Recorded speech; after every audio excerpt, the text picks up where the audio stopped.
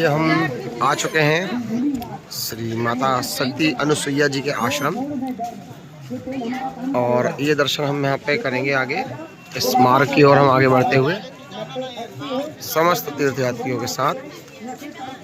सभी लोग चले आ रहे हैं। देखिए दर्शन के बाद में यहाँ पे इस प्रकार से मार्केट लगा हुआ है।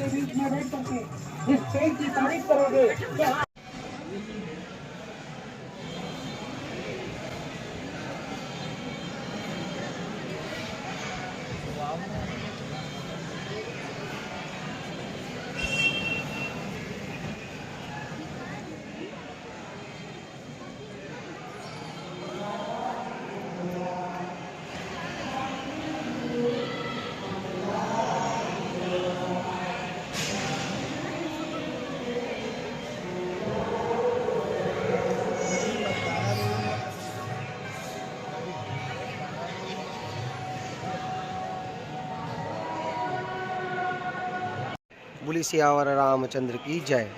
हम इस समय उपस्थित हैं सती अनुसुईया आश्रम में चित्रकूट धाम के पास, और यहाँ आप देख रहे हैं मंदाकिनी नदी यहाँ बह रही है। ये देख सकते हैं बहुत ही सुंदर और स्वच्छ जल। यहाँ पे आप जो मछलियाँ हैं इन्हें बहुत ही नीट एंड क्लियर रूप से देख सकते हैं। ये देखिए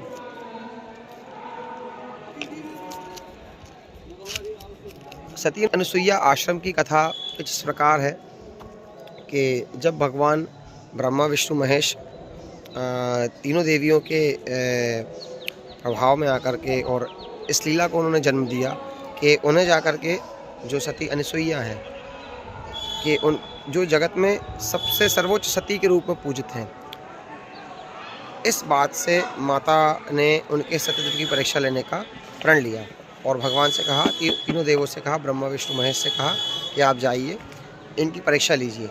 तब भगवान गए साधु रूप धारण करके, और वहाँ जा कर के उन्होंने माता सती अनुसुईया जी से ऐसी शर्त रखी कि आप भोजन करेंगे तो निर्वस्त्र होकर के हमें आपको भोजन कराना पड़ेगा, तभी हम आपके यहाँ आके भोजन करेंगे। और सती अनुसुईया साधु सत्कार में अपनी निष्ठा, सांस्कृतिक परंपरा, सनातन परंपरा को विश्वास रखते हुए उन्होंने इस बात पर विश्वास किया कि ठीक है भाई, हम इस तरीके से आपको भोजन कराएंगे। पर भगवान ब्रह्मा विष्णु महेश ने इससे पूर्व ही बालक रूप धारण कर लिया और बालक रूप धारण करके उनके दूध का पान किया।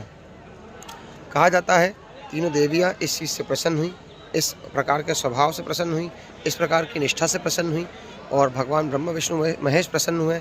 तब जाकर के उन्होंने सती अनुसुईया को वरदान दिया, और ब्रह्मा विष्णु महेश तीनों के संयुक्त रूप से उनके यहाँ एक पुत्र का जन्म हुआ, जिन्हें दत्तात्रेय भगवान के नाम से जाना जाता है।